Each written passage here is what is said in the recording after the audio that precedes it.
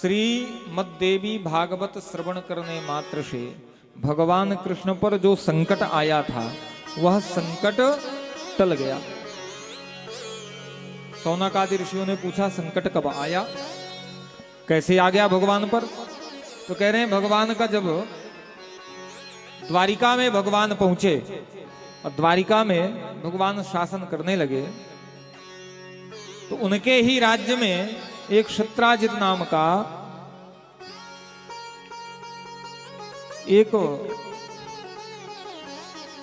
यादव रहता था। क्या नाम था? शत्राजित। अच्छा, वो सूर्य का अनन्य उपासक था। भगवान सूर्य की कृपा अत्यंत उसके ऊपर थी। भगवान सूर्य इतने प्रसन्न हुए कि उस भोजवंशी शत्राजित पर उन्होंने एक मणि प्रदान कर दी। और मणि कैसी थी? तो कह रहे हैं कि 8 भार सोना नित्य देती थी। कितना?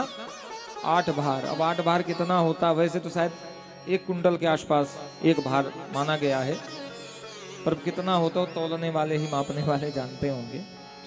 8 भार सोना नित्य देती थी।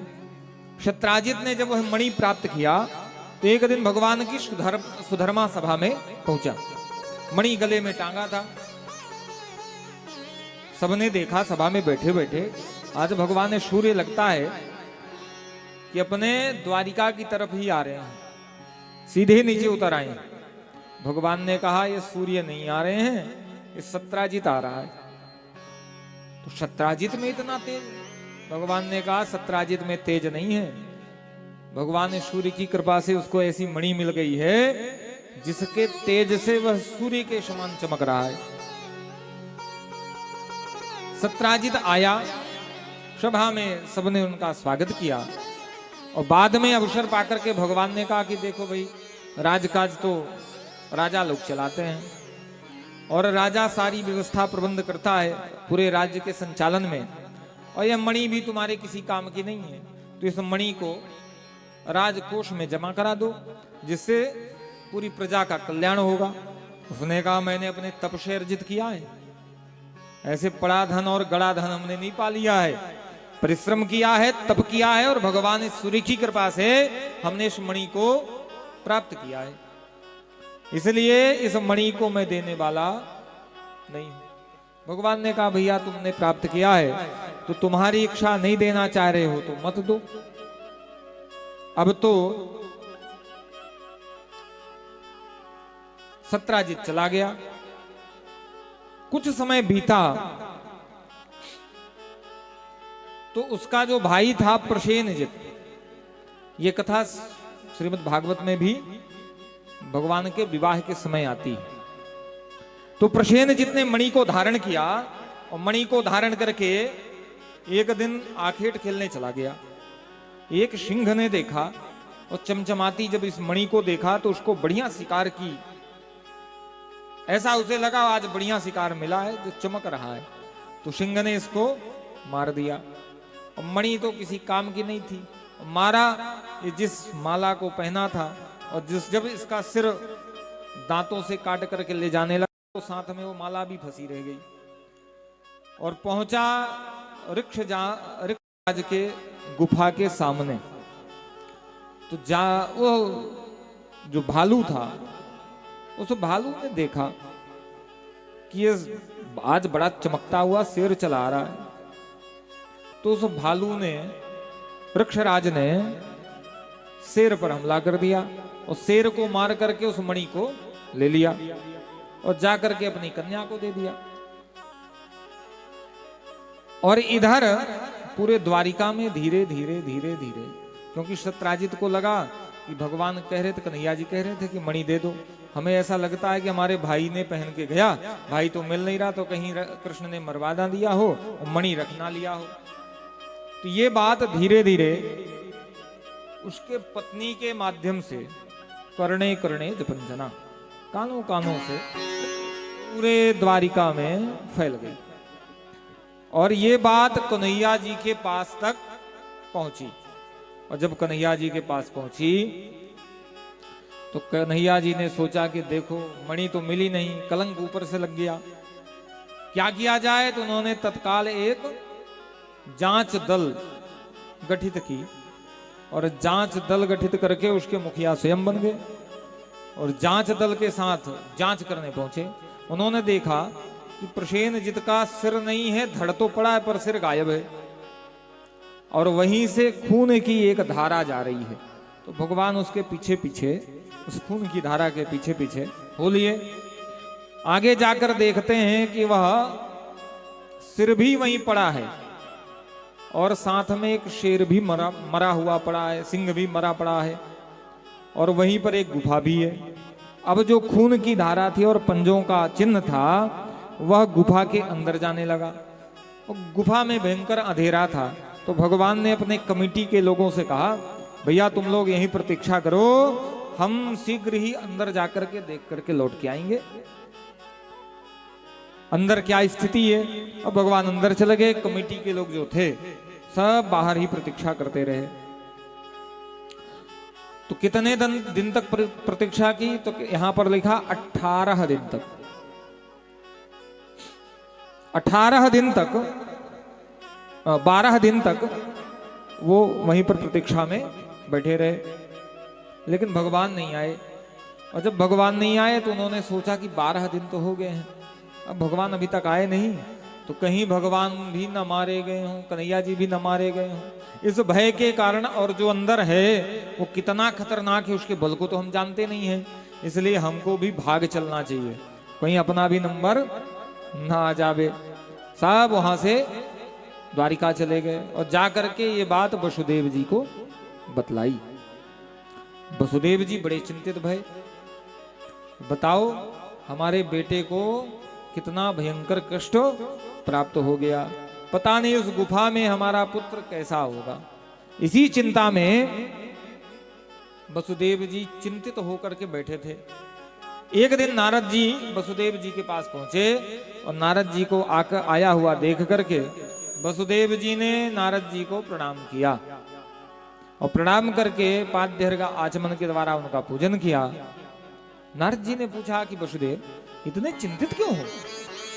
वसुदेव जी ने कहा कि हे नारद मुनि, हे भगवान, मेरा बेटा कन्हैया मणि की खोज में गया था और जो उनके साथ उनके सहयोगी गए थे उन्होंने बतलाया कि एक गुफा में कन्हैया अंदर प्रवेश कर गए। 12 दिन तक उन्होंने प्रतीक्षा की लेकिन कन्हैया लौट के नहीं आए। और पता नहीं वो कैसा भयंकर राक्षस है, दैत्य है, कौन है मैं तो जानता नहीं हूं, जिसने प्रसेनजित को भी मार दिया, सिंह को भी मार दिया और मेरे कन्हैया को भी क्या करता है मैं नहीं जान सकता हूं। अब मैं क्या करूं? नारद जी ने कहा कि वसुदेव जी, अरे भगवती जगदम्बा की इच्छा के सामने किसी का बल चलता नहीं है, इसलिए आप तो भगवती जगदम्बा की आराधना करो, निश्चित ही आपको आपके कन्हैया वापिस प्राप्त होंगे भगवती जगदम्बा के आशीर्वाद से।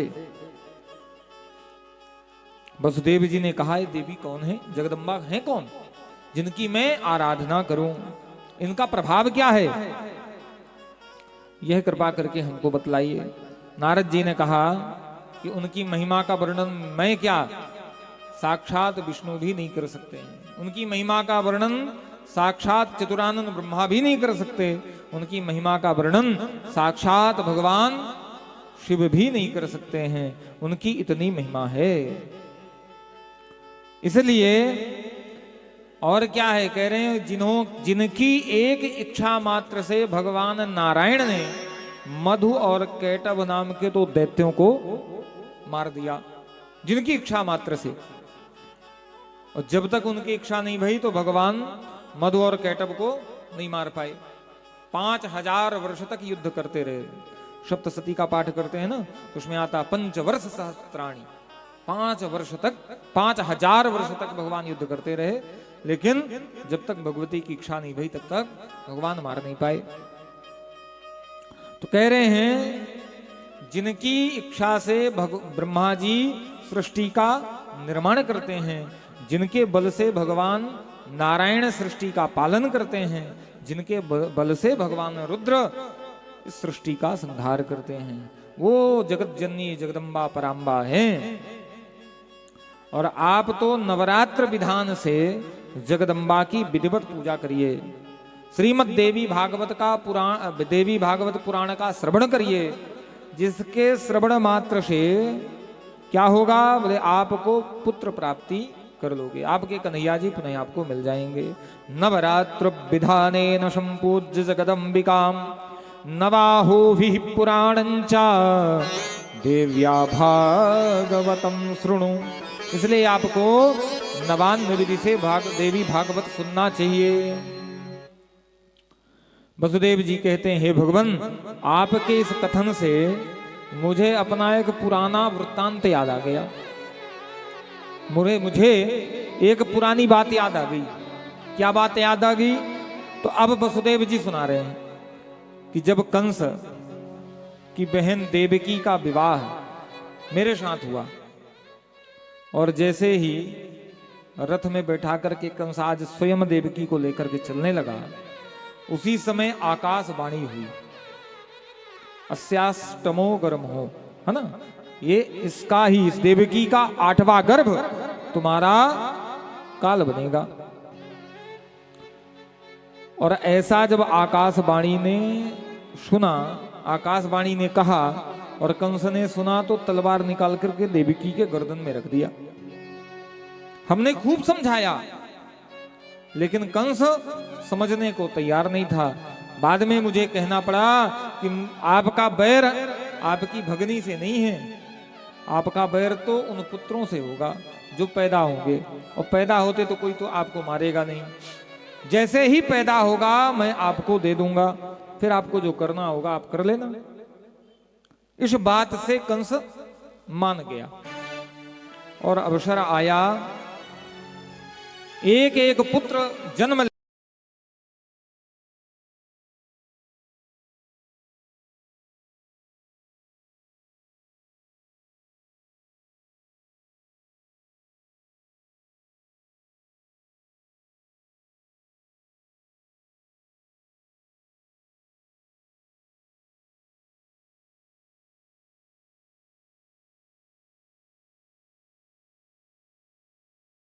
आप ऐसा कोई व्रत करिए, ऐसा कोई उपाय बतलाइए, ऐसी कोई आराधना बतलाइए जिससे हमारे पुत्र जीवित बच जाएं।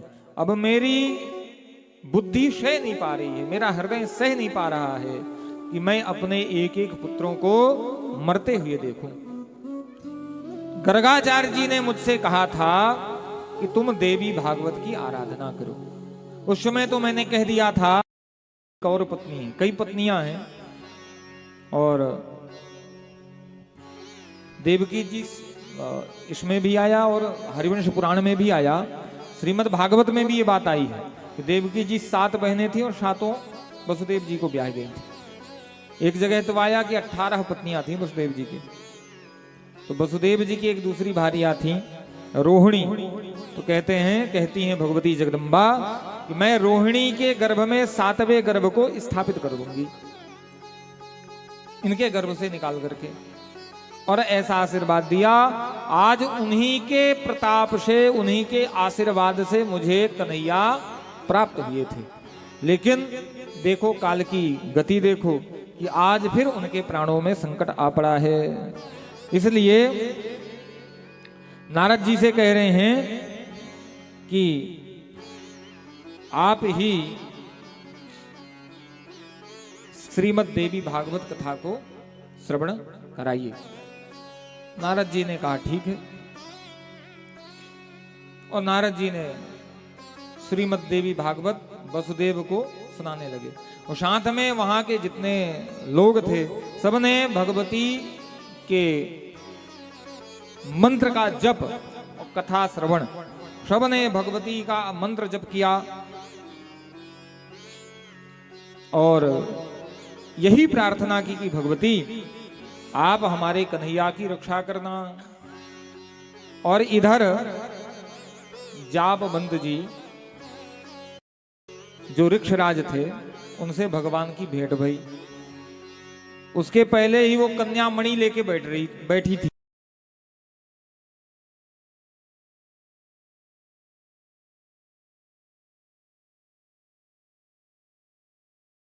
तुरंत भागे भागे आए और देखा कि सामने एक पुरुष खड़ा है। जाबवंत जी ने पूछा, कौन हो भाई, और ऐसे हमारी गुफा में क्यों घुस आए?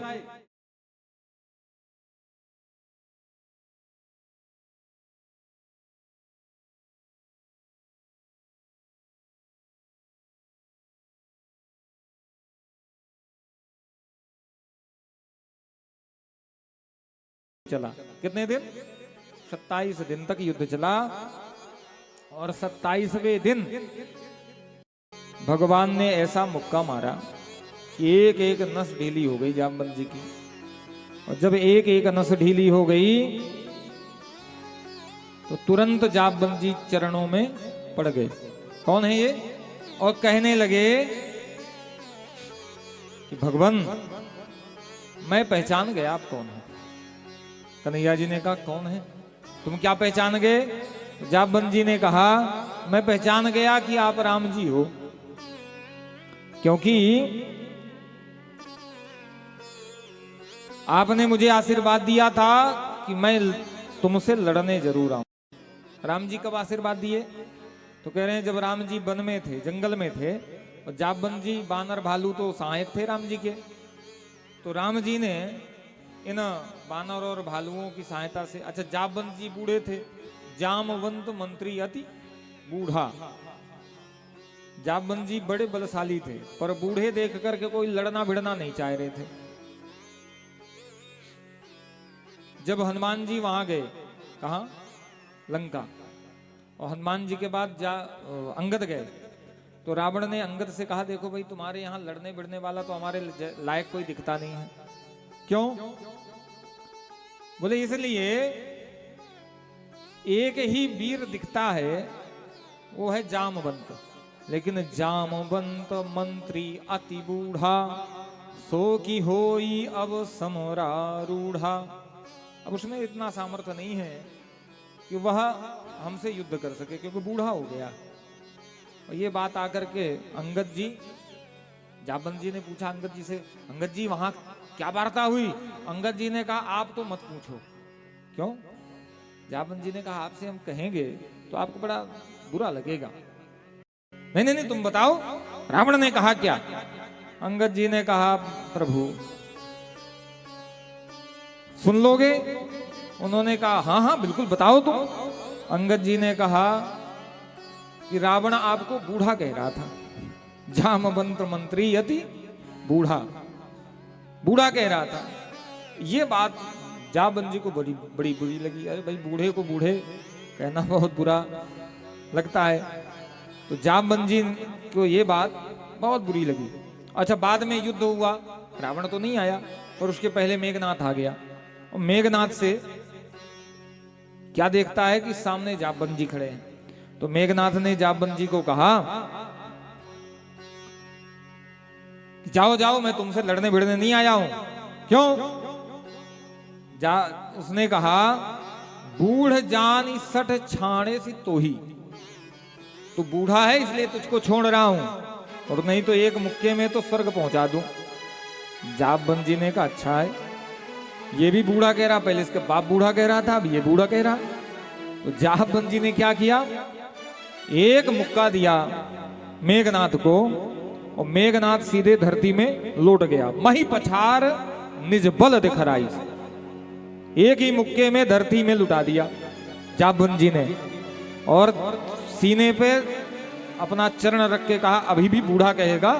उसने हाथ जोड़ करके कहा, नहीं नहीं नहीं, अब बूढ़ा नहीं कहूंगा मैं आपको। लेकिन जाबवंत जी से कोई लड़ा भिड़ा नहीं।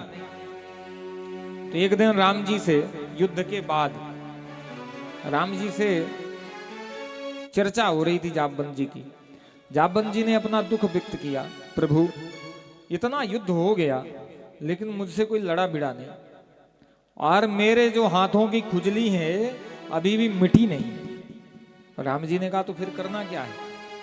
जाबवंत जी ने कहा, अगर एक अवसर मिल जाता आपसे युद्ध करने का तो थोड़ा जो हाथों की खुजली है वो तो शांत हो जाती। भगवान ने कहा, अरे अभी नहीं कर सकते, क्योंकि अभी तुम सेवक हो और मैं स्वामी हूं। मेरा यह अवतार मर्यादा पुरुषोत्तम का है, तो सेवक का स्वामी से युद्ध करना मर्यादा के विरुद्ध है।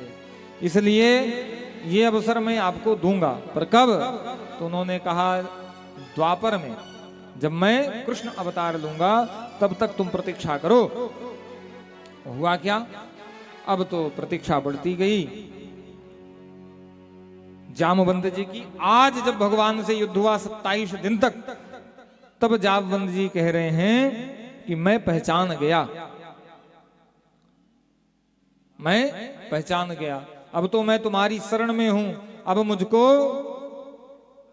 अपने शरण से हटाओ नहीं प्रभु, मैं आपके शरण में आ गया हूं। ज्ञातोषि रघुवर्यस्त्वं यद्रोषाण सरितांस्पति शोभम जगामलंका च रावणः सानुगो हतः सायेवाशि भगवान कृष्णमद्दौरात्म्यं क्षमस्वभो। हे प्रभु आप मुझको क्षमा करिए, मैं आपके शरण में हूं। और ऐसा कह करके भगवान ने कहा देखो जामवान जी, यह जो मणि है मेरे ऊपर कलंक लगा, इस मणि को आप मुझे दे दो। जामवान जी ने कहा कि भगवान ये तो हमने बिटिया को दान कर दिया, अब यदि आप बिटिया को दान में ले लो तो मणि भी आपको मिल जाएगी। तो भगवान ने उसी क्रम में एक विवाह भी कर लिया और विवाह करके जामवती के शहीद मणि को लेकर के, और इधर जो यज्ञ चल रहा था उसकी, जो अंबा यज्ञ चल रहा था, श्रीमद् देवी भागवत की कथा चल रही थी, तो कह रहे हैं उसी दिन श्रीमद् देवी भागवत की समाप्ति भई और हवन का कार्यक्रम चल रहा था। और हवन के बाद मतलब पूर्णाहुति होने को ही थी कि उसी समय भगवान अपनी पत्नी को भी लेकर के, जाम्बवती को भी लेकर के द्वारिका पहुंच गए। और सब ने जब भगवान को देखा तो क्या किया? कह रहे हैं कि भगवान को देखकर सब ने जय जयकार किया और खूब खूब भगवती की महिमा का गान किया।